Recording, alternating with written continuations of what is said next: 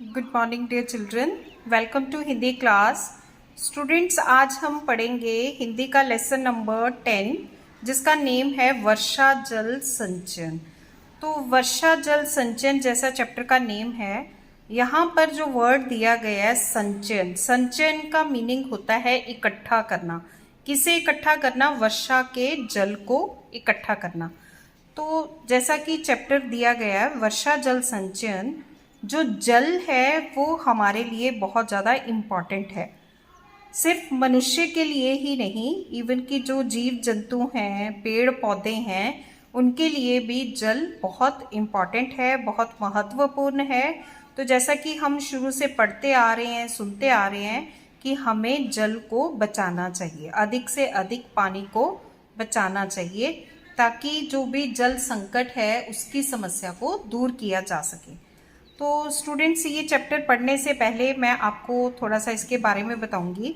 जैसा कि जो मोस्टली जो हमारी पृथ्वी है, धरती है, उसका काफ़ी ज़्यादा जो पार्ट है वो जल है, लेकिन बहुत सारा जो जल है, पानी है, वो पीने लायक नहीं है। ज़्यादा पानी समुद्र के फॉर्म में है, समुद्र के रूप में है, लेकिन जो पीने का पानी है वो बहुत कम है। तो हमें पानी को बचाना चाहिए, लेकिन यहाँ पे पानी को बचाने का एक तरीका बताया गया है कि जो बारिश का पानी है उसे हम बचाएं। तो जैसा कि इस चैप्टर में बताया गया है कि जो भी हमारे भूमिगत पानी के संसाधन हैं, लाइक कुएं, तालाब, वो आज सूखते जा रहे हैं। जैसा कि यहाँ पर दिया गया है, दुख और खेद का विषय है कि सदियों से मनुष्य की प्यास बुझाने वाले तालाब और कुएं आज या तो सूख रहे हैं या उनमें पानी बहुत नीचे चला गया है। अनेक कारणों से नदियों का पानी भी प्रदूषित हो गया है। वर्षा के रूप में मिलने वाला जल भी नियमित और निश्चित मात्रा में उपलब्ध नहीं होता। जो पानी हमें वर्षा के रूप में मिलता है वो भी हमें नियमित और निश्चित मात्रा में उपलब्ध नहीं होता। और जैसे आपको पता है कि कई जो हमारे ऊर्जा संसाधन हैं वो भी इस चीज़ से प्रभावित होते हैं। कहीं पर वर्षा बहुत अधिक होती है तो वहाँ पर बाढ़ आ जाती है, और कहीं पर बारिश होती ही नहीं है तो वहाँ पर अकाल पड़ जाता है। तो ऐसी सिचुएशन में भी इस समस्या को भी दूर करने के लिए एक तो हमें पानी को बचाना चाहिए, ऊपर से हम जो बारिश होती है उसके पानी को भी हम इकट्ठा करके उसे रीयूज़ कर सकते हैं। तो इसी चीज़ के लिए बहुत सारे सेमिनार किए गए गवर्नमेंट की तरफ से और सरकार की तरफ से, बहुत सारे सेमिनार किए गए। तो उसी में से एक के बारे में यहाँ पे बताया गया है। तत्कालीन प्रधानमंत्री अटल बिहारी वाजपेयी ने कहा था, मीन्स जब प्रधानमंत्री अटल बिहारी वाजपेयी थे, उन्होंने क्या कहा था? केंद्र और राज्य सरकारें इस जल समस्या से अकेले नहीं निपट सकती। संपूर्ण देश में सरकारी, गैर सरकारी सभी संस्थाएं तथा पंचायती राज के लोग, यहाँ तक कि देश का हर नागरिक, जब तक इस प्राकृतिक जल संपदा के संचयन का बीड़ा उठा नहीं लेता, तब तक वर्तमान और आने वाले भीषण जल संकट का कोई समाधान नहीं निकल सकता। मीन्स हम सबको ही, जो देश के लोग हैं, नागरिक हैं, उन सबको ही इस चीज़ के लिए प्रयास करना चाहिए, तभी हम इस समस्या को दूर कर सकते हैं।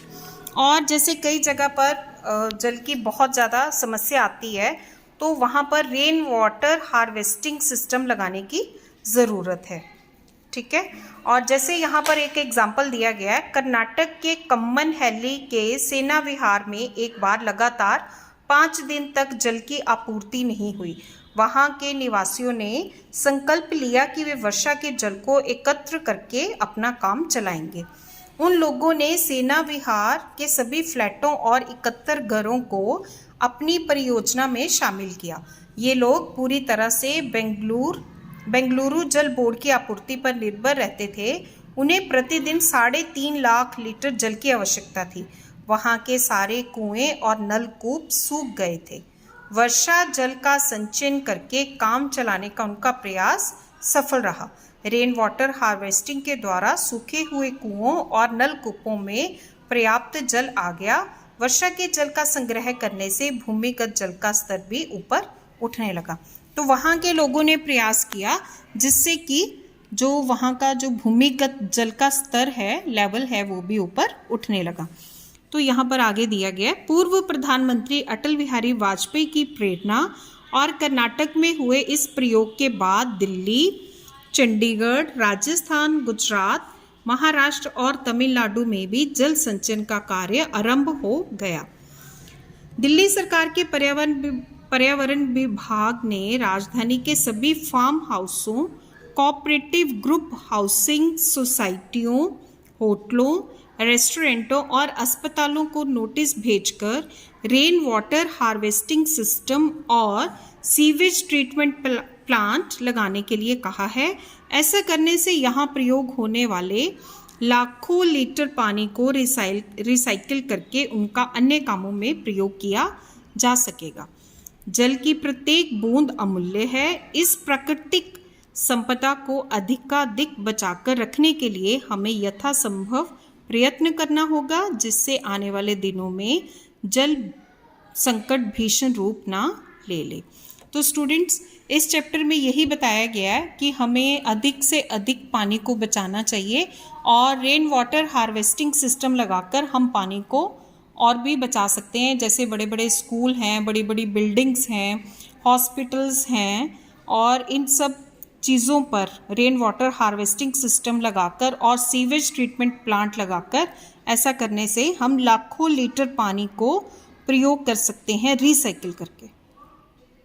तो स्टूडेंट्स, इसके बाद इस चैप्टर के बाद में इसके शब्दार्थ हैं। शब्दार्थ एक बार रीड करेंगे। फर्स्ट वन, संचयन, इकट्ठा करना, विकट, भयंकर या विशाल। देन आंकड़े, अंक, संख्या, उपलब्ध, प्राप्त। देन खपत, काम में आना, संसाधन, काम के साधन, शोध, खोज, आधार, सहारा, खेद, पश्चाताप या पछतावा। देन भूमिगत, भूमि के नीचे, दुर्लभ, आसानी से ना मिलने वाला। देन विशेषज्ञ, किसी विषय को ठीक से जानने वाले।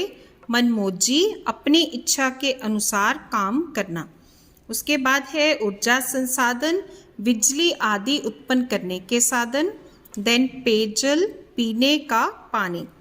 देन राष्ट्रव्यापी, सारे देश में फैला हुआ। देन निपटना, सामना करना। संपदा, धन, समाधान, हल। सर्वेक्षण, पूरी तरह जानकारी पाने के लिए निरीक्षण। परिकल्पना, मन में सोचकर बनाया गया। मृदु, मीठा। आपूर्ति, पूरा करना या भरना। संग्रह, इकट्ठा।